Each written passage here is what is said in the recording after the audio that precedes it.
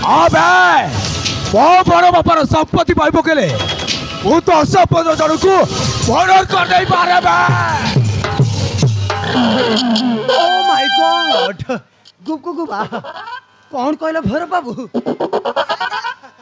ये आज्ञा मु कौन कहथले कि भैरव बाबू आज्ञा मु मुंड टकेटी काम करने बुझला भैरव बाबू।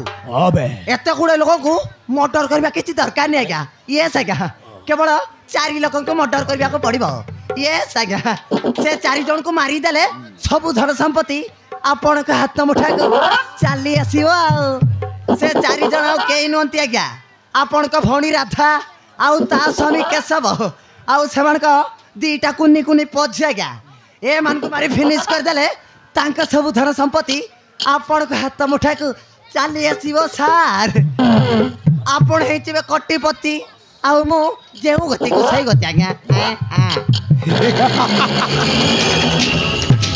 अबे अष्टगिरा तो ठीक को तू बे मो बौड़ी चोई को मारी देले मो बड़ बापार संपत्ति मो सबुटा को चली आसीबो बे।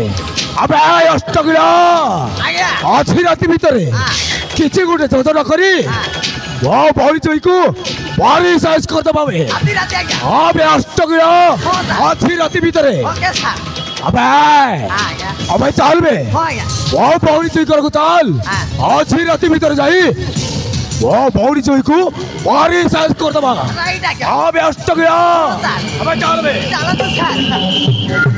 हाँ दर्शक बंधु स्थानीय पात्री ग्राम लक्ष्मण चौकीदार